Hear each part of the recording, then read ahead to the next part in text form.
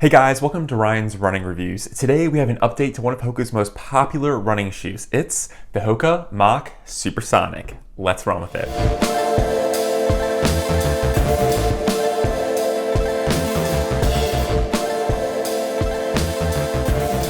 Before we get started, I do want to say these shoes were provided to me by Roadrunner Sports. However, they didn't have a chance to preview this video and the file synopsis is my own. I'd also like to say please leave a like on the video and consider subscribing. Here we go. Now this is the HOKA Mach Supersonic, which is basically kind of following in the footsteps of the HOKA Mach 4, which was like an incredibly popular shoe. A lot of people seem to really enjoy that model. Now, the HOKA Mach Supersonic isn't necessarily the HOKA Mach 5, even though it kind of implies it is because it comes after the HOKA Mach 4, so it's kind of confusing. So the HOKA Mach 5 actually comes out, and I think in like June later this year in 2022. So we can basically kind of consider this to be like the Mach 4.5, kind of something to kind of straddle the line. According to HOKA, they are kind of testing some materials out here and kind of using some different implementations that they are going to use within the HOKA Mach 5. So I say all of that to say this is basically the Mach 4.5, and it does share the Mach name, but does have some slightly different setups and materials I will touch on within this review. Now, the Supersonic is classified as an explosive daily trainer according to HOKA, and essentially what that means is it's supposed to be even a faster version of the Mach 4. So while it looks the same, they did include components to try to kind of orient it towards even a faster workout pace and tempo.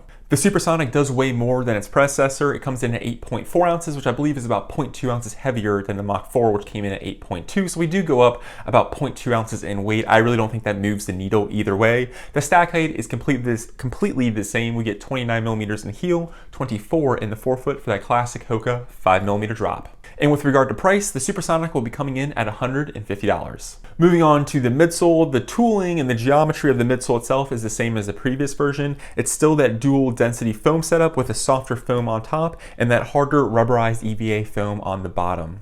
However, the top layer of that softer foam is now ProFly Plus. You can see it here, it's basically the dark navy blue foam. And on the previous version, it was just ProFly, so now they're now calling it ProFly Plus. Now, what exactly does that mean? Well, ProFly Plus is now a supercritical foam, which is basically a foam that's been manufactured in a slightly different way, where basically they put it in a pressure cooker, inject gases, expands, has all this little kind of like small bubble structure, which makes it a lot lighter and a lot softer, and according to HOKA, a lot more durable. And like I said before, that bottom layer of white foam is still that rubberized EVA, so basically rubber and EVA blended together in a special proprietary mix that makes it very firm, dense, and durable. So why does that bottom layer of white foam have to be so durable? Well, if you flip the shoe over, just like the Mach 4, it's a rubberless outsole. So essentially that bottom layer of foam is interacting directly with the pavement.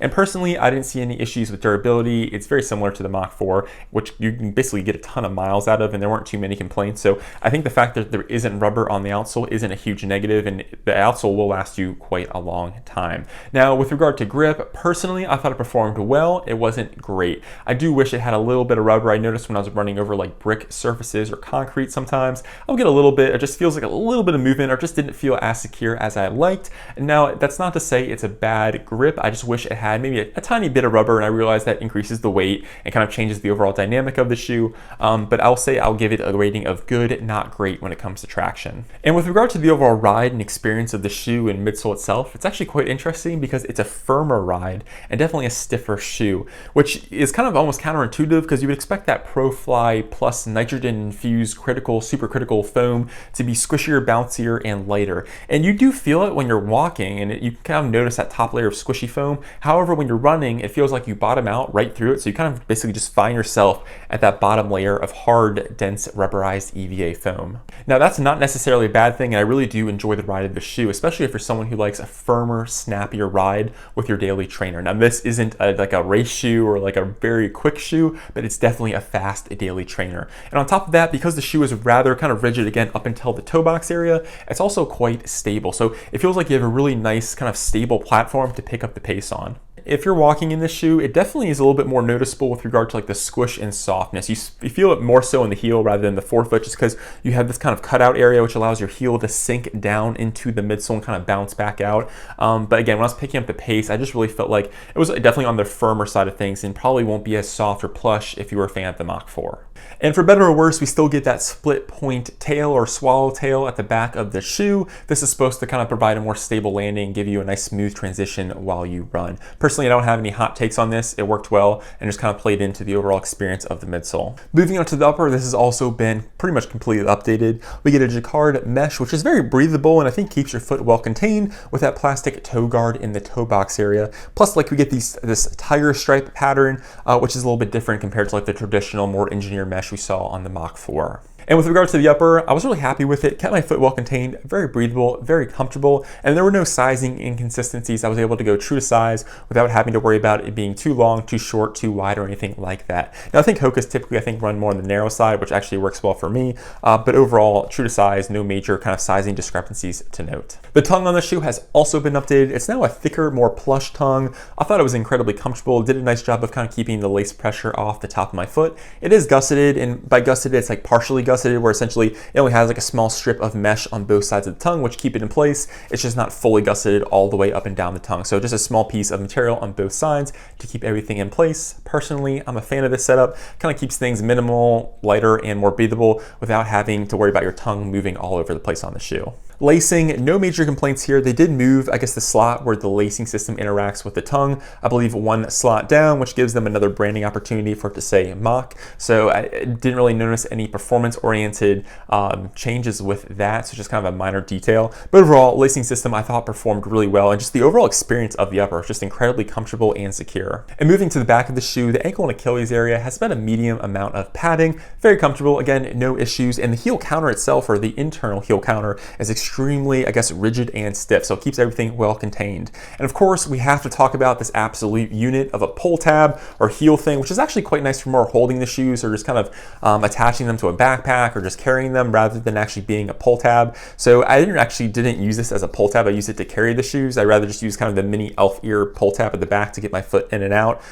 So it's not the most practical pull tab per se. It's more so just kind of like a carrying thing for your shoe. So does it add more to the weight? Yes. Is it impractical? Sure, but I think it's kind of cool and actually does make holding the shoe easier. So does it move the needle anyway for better or worse? I would say no, but it does look kind of cool, helpful for holding the shoes, but doesn't actually serve as a practical pull tab. So those are the basic facts about the Supersonic. Let's talk about what I liked and what I didn't like so much. The first positive for me was the changes they made to the upper. It feels like it all went in the right direction. Very comfortable, very breathable, provides a nice consistent feel throughout the entire upper itself. And I thought the lacing system with that upgraded thicker tongue just did a good job of keeping my foot well contained and making sure I was kind of connected to the shoe itself. The next positive for me was that it was a snappy, stable ride. So if you're someone who wants a nice platform to land on while picking up the pace, I think this is a good option. Again, the shoe is very stiff up until the toe box area where you do get a little bit more flex. And this allows you to kind of take advantage of that early stage meta rocker technology, which is kind of classic to HOKAs, but you definitely notice it here. So while pushing the paces, it felt very stable and felt very nice on foot. And the last positive for me was the overall weight. It's not the lightest shoe ever, but at 8.4 ounces, it's definitely towards the lighter end of things, which I really appreciated on some of those faster workouts or faster runs. However, the shoe isn't perfect, and there are a couple things that you probably should keep in mind. The first negative is this isn't as versatile as the Mach 4. Personally, I wouldn't use this for like a slow or easy day run just because that midsole is so firm and it just feels more aggressive. So I would just keep that in mind. I think the Mach was a little bit more well suited for a wide variety of runs. Another thing to note is that this is a loud shoe. It's a Supersonic, for goodness sake. Now, what do I mean by that? Well, basically when you hit the ground, it has a nice kind of slap to it, so you'll hear this thing hitting the ground. So if you're someone who likes a nice, quiet, relaxing run,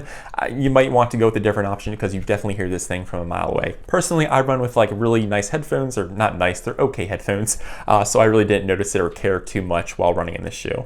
And the last negative for me was that I wish that the Pro-Fi Plus foam was a little bit more noticeable. Didn't really bring anything exciting or different to the table. I didn't notice it a whole lot. If you didn't tell me it was there, I don't know if I'd be like, oh wow, it's a new exciting supercritical foam. So maybe if they change the composition going into the Mach 5, I think that might be a little bit more exciting. Again, it doesn't have to be anything noticeable or kind of fun. I just kind of wish it was. I think the shoe performs very well. It just, I didn't notice the Pro-Fi Plus foam a whole lot other than when I was walking and not putting so much force through the midsole. So where does that leave us? Well, I actually really enjoyed my time with the Mach Supersonic. There's no fatal flaws that keep me from recommending it, and I think it's a very good shoe. However, it's not for everyone.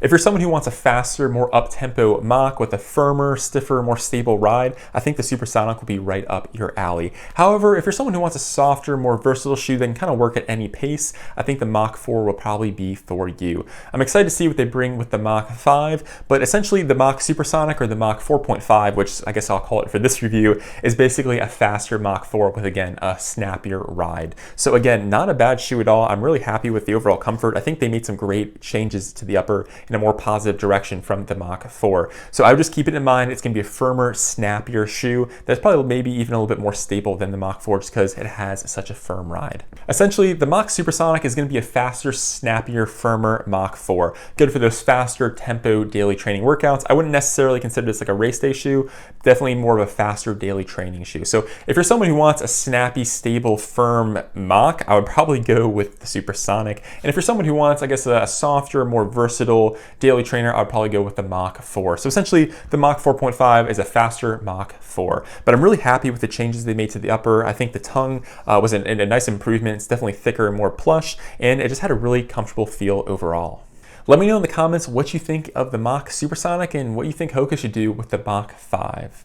Well, I'm Ryan from Ryan's Running Reviews. Hope you guys have a great day. I'll catch you guys on the next one. Thanks.